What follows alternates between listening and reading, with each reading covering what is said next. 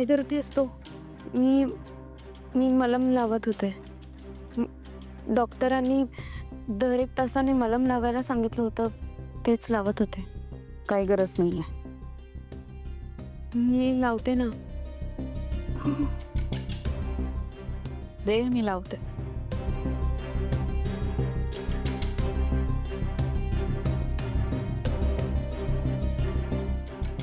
आई ऐक, द्या मी.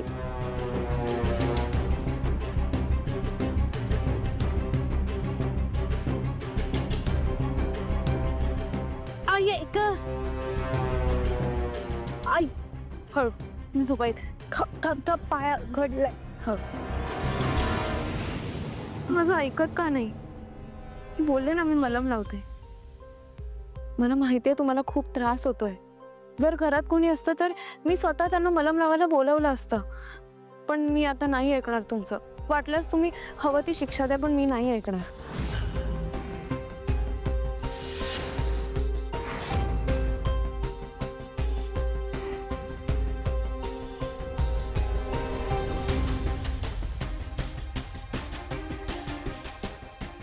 माफ करा, मला तुमची काळजी वाटते म्हणून मी पटकन बोलून गेले. सारंग सरांची बोलणं झालं माझं, ते येत आहेत, पण तोपर्यंत मला. पुरे झालं. उगाच गोड गोड नको बोलूस माझ्याशी. लाव मलम लाव.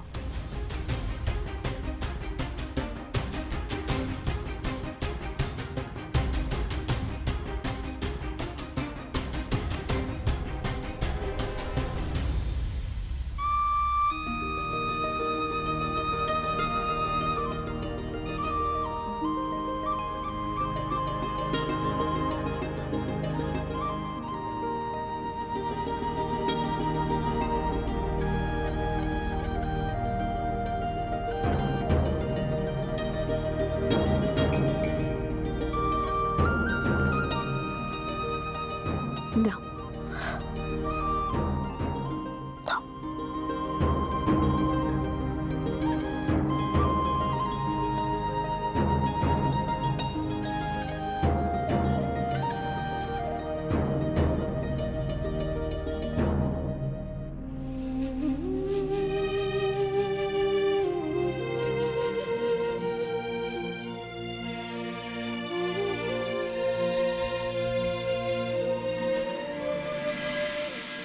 मम्मा.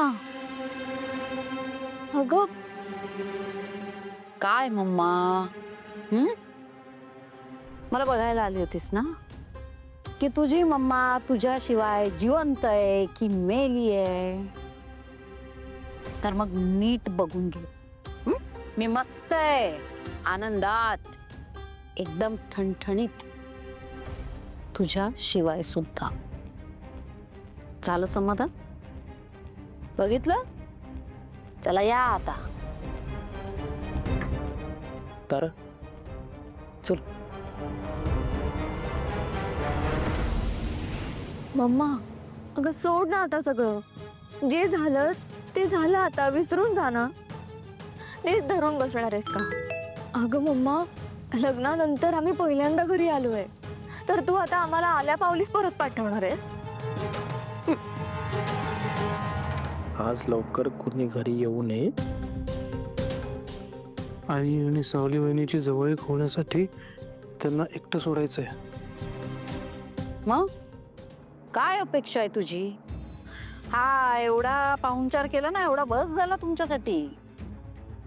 आणि हो, तुमचं नवीन नवीन लग्न झालंय म्हणून तुमचं खूप कोड कौतुक करावं, तुमचा आदर सत्कार करावा, तुमचा पाहुणचार करावा, असं काही कर्तृत्व गाजवलं नाहीये तुम्ही. आधीच माझ्या मनाविरुद्ध घरातनं पळून जाऊन लग्न केलंय तुम्ही. त्यामुळे माझ्याकडनं फार अपेक्षा करू नकोस हा तारा.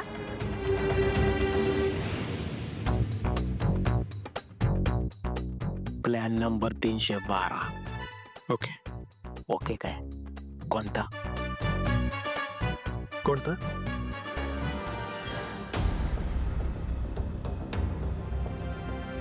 अहो, तुम्हाला आज किती वाजता घरी यायला? लेट होणार आहे मला. वेळ लागेल, काम आहे खूप ऑफिसमध्ये. बरंच झालं. नाही म्हणजे सारंगचा मेसेज आलाय की आज सगळ्यांनी घरी उशिरा या. का? कारण आई आणि सावली दोघीच घरात आहेत. त्यांनी एकमेकींबरोबर वेळ घालवला तर त्यांच्यातला दुरावा कमी होईल म्हणून त्यांनी आयडिया केली आहे. चांगली आहे ना? फालतू आयडिया आहे. हे असं केल्याने आईचं मत सावलीबद्दलचं काही बदलणार नाही आहे. ती एनर्जी जी वेस्ट करतो ना तो, हे अशा फालतू आयडिया क्रिएट करण्यामध्ये, त्यापेक्षा चांगल्या कामामध्ये घाल मग. आता तोंड पाडून नको का बसू. तसंही मला यायला खूप उशीर होणार आहे. खूप काम आहे ऑफिसमध्ये, नाही येणार मी. हो, असं का बोलताय? तो बिचारा प्रयत्न करतो तर त्याला करू द्या ना. मी येऊ आज ऑफिसमध्ये तुमच्यासोबत?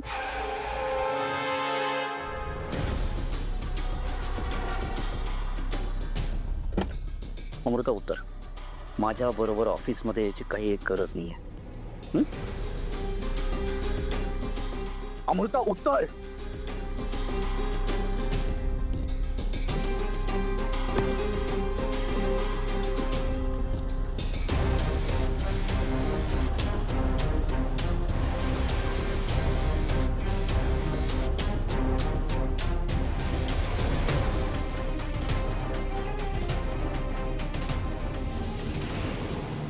लगेच आईला सांगायला जाऊ नकोस, हं?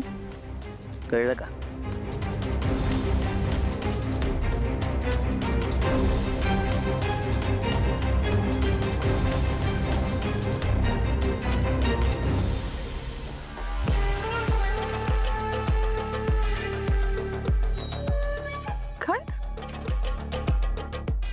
हे काय नवीन नाटक आहे आता? त्या मूर्ख मुलीला तिलोत्तमासोबत एकटं सोडायचं नाही. हे नाही होऊ देऊ शकत मी. सारंग. हाय सारंग, बोल. तू बिझी असशील, तू मेसेज वाचला नसशील म्हणून मी तुला फोन केला. जरा घरी जाणं डिले करू शकतेस का तू? मुद्द्याचं बोल सारंग, काय झालं? ॲक्च्युली आई आणि सावली दोघीही घरी एकत्र आहेत. तो आम्हाला असं वाटतं की त्यांनी टाइम स्पेंड केला पाहिजे एकत्र. सारंग, एकत्र टाइम ते तसाही स्पेंड करतील, त्यात काय एवढं? वहिनी हे बघ, तू तुझं वेगळं काही ठरवू नकोस. सगळ्यांचं ठरलंय, आपण सगळ्यांनी पाळूयात. मला ही आयडिया अजिबात आवडलेली नाहीये. हे बघ, आमचं सगळ्यांचं ठरलंय, तुला पण फॉलो करावं लागेल. वाव, सगळ्यांचं ठरलंय म्हणून मी ती आयडिया फॉलो करायची? रबिश. नाही, त्या मूर्ख मुलीला मी तिलोत्तमासोबत एकटं नाही सोडू शकत. नाहीतर काय, ती मूर्ख मुलगी साधेपणाचा आव आणून तिलोत्तमाला इम्प्रेस करणार. मग काय, तिलोत्तमा मॅडम इम्प्रेस होऊन सगळा बिझनेस ह्या दोघांच्या हातात देणार. मग आम्ही काय करायचं? आम्ही काय करतोय एवढी मेहनत करून? मी हे होऊ देणार नाही. मला वाटतं बराच वेळ झालाय. घरी वाट बघत असतील ना सगळे, तेव्हा या आता.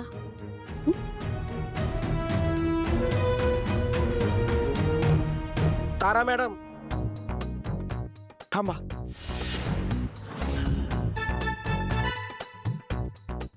पैरवीजी, सो काय रे तुझी सासूरवाडी? हा, अरे काडीची किंमत नाही रे तुला, सदा मान पण नाहीये. सारंगा तुझी सासूरवाडी बघ बघ बघ. हा, अरे त्यांनी योग्य मानपान केलाय. गरीब माणसं आहेत रे ती, तरी सुद्धा त्यांनी पोटभर खाऊ घातलंय. अरे मानपान काय करावं? तो सारंग दादाला शतपीस, सावलीवरीला ब्लाऊज पीस दिला, आणि तुला तुला साधा रुमाल पण दिला नाही रे. राहू दे बाबलू, राहू दे. नसतं एखाद्याच्या नशिबात. आता मी गाणं सम्राज्ञी भैरवी वजे यांचा जावई आहे, पण त्यांच्या घरी आल्यानंतर मला जेवणही मिळू नये. जेवणाचा विचार करतेस तू? अरे साधा एक वडापाव दिला नाही रे. मम्मा मम्मा, तुझी एकुलती एक मुलगी लग्नानंतर पहिल्यांदा घरी आली आहे. तुझा जावई आलाय तर तू आम्हाला असंच उपाशी पाठवणार आहेस परत? तारा, मेंदळ्यांच्या घरी असं लोचटासारखं पाहुणचार मागून यायची पद्धत आहे हे माहीत नव्हतं मला. एकतर आपली कुक पण सुट्टीवर आहे, मलाच सगळं बनवावं लागेल. मी करेन ना तुला हे. नको, तुझं कुकिंग टॅलेंट मला माहिती आहे. आता एवढं आग्रहाने पाहुणचार मागताच आहात तर बनवते काहीतरी. गोड मानून घ्या. बसा.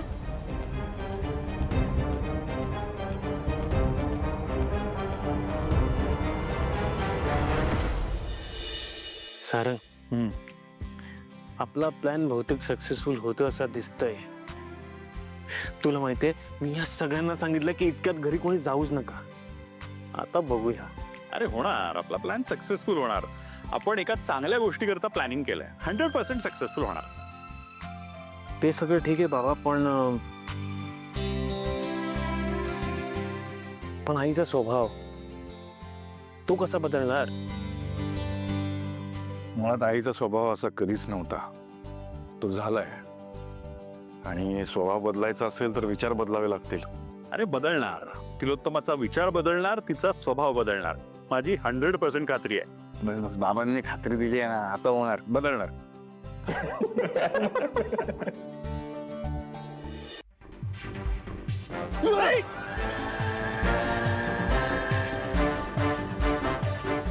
खबर पक्की आहे ना वा? हो. दहावीत पण जेवढा अभ्यास केला नाही ना तेवढा अभ्यास केलाय. अरे 10वीत अभ्यास केला असता तर ही वेळ आली असती का? तेव्हा जाऊ दे. घरातले समजे बाहेर गेलेत. एक लग्न झालेलं तरुण पोरगे आहे आणि श्रीमंत बाई आहे. म्हणजे तुला सांगतो घरात 2च माणसं आहेत. शाबास काळू. पण एवढं लक्षात ठेवून आपल्याला फक्त 22,000 रुपयाची गरज आहे. तर तेवढं टार्गेट आपलं. हे शेवट 20,000चा झाला होता ना. अरे असं काय करतो काळू? अरे सुरेखाच्या लग्नाला 1-2 हजार रुपये लागतील ना. आणि शिवानीचा हॉस्पिटलचा खर्च बी आहे. घराला भगदाड पडले, घर गळतय. टोटल 10-1 हजार रुपये तर असंच जाते. त्याची टोटल 47,000 रुपये लागतील. भाऊ आता काही पर्यायच नाही तर करूया आपण. करूया, चोरूया. चोरी चोर बांध काय.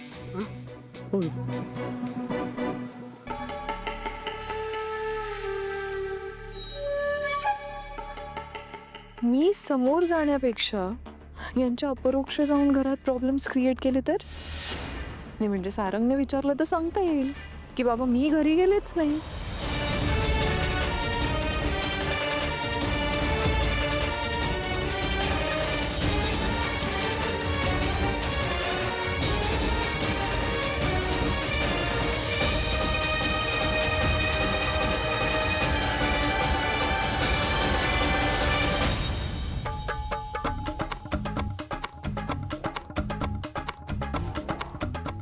हे बघ, हे काय? हे ना काय आता दात पडणार आहे सोय? अरे याच ताराने मी दरवाजा उघडच प्रॅक्टिस केले. कुठं? अरे टोटल 10 तास घालवलेत मी इंटरनेटवर. एकदम प्रो झाले, प्रो. भाऊ हे लोक वेगळं आणि उघडलेलं आहे. तुला सांगतो मोठ्या लोकांमध्ये ना वेगळं लोक असतं. पिक्चर मध्ये दाखवतात तसं. हे बघ, हे तो उघडच आहे. म्हणजे तुझे 10 तास फुकट गेले भाऊ. माहिती चल चल.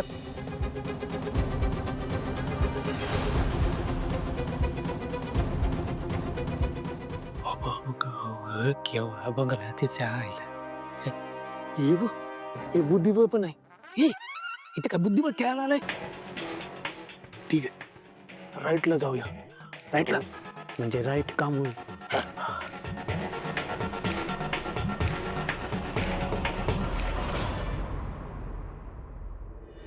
All okay? काही आणू? नाही मम्मा. डाळ संपली.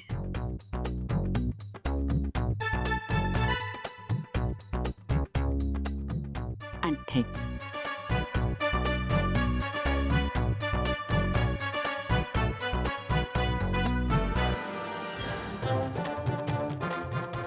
जेवण आवडलेलं दिसतंय. खा खा. भाजी संपली. आणते आणते.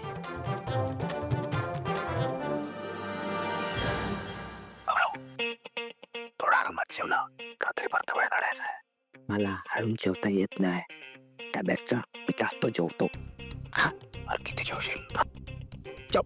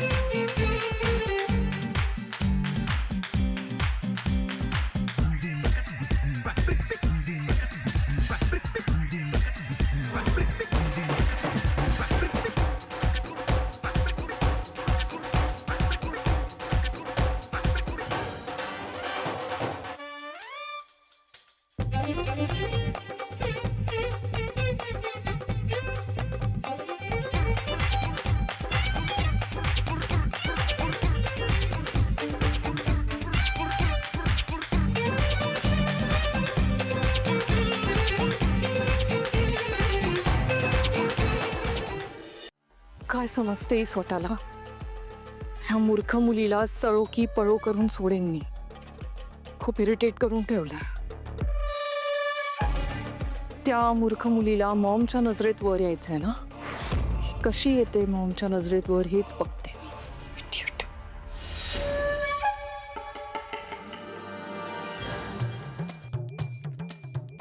तारा,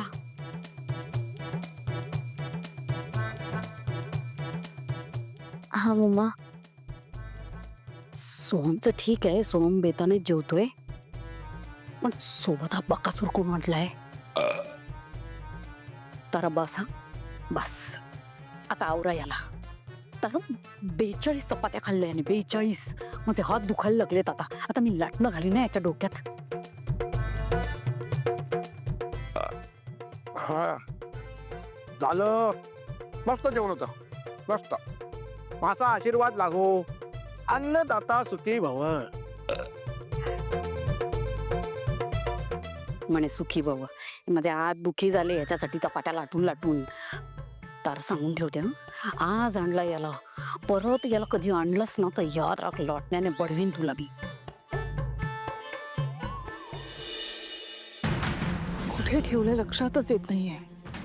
एकदा का सापडलं ना तर या मूर्ख मुलीला चांगलाच धडा शिकवेन. कुठे?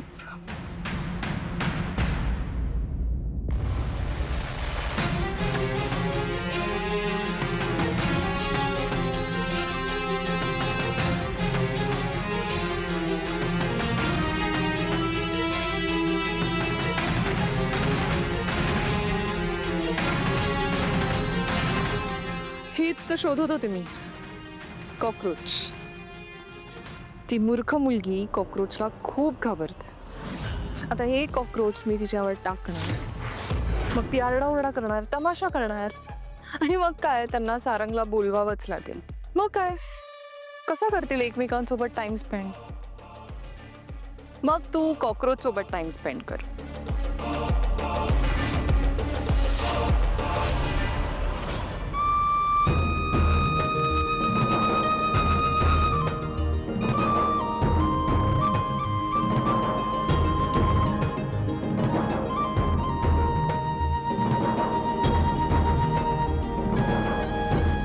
काय?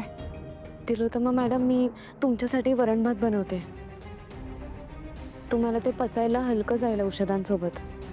यांना यायला उशीर होणार आहे. तुम्हाला चालेल नाही जेवण? चालेल. खरं तर मी मगाशी तुमच्यासाठी कॉफी घेऊन आले होते, पण तुम्हाला औषधांमुळे गाढ झोप लागली होती, म्हणून तुम्हाला उठवायची हिंमतच झाली नाही माझी. बरं झालं आराम केलात. तुम्हाला आता बरं वाटतंय का? बस ना, पुरे ना.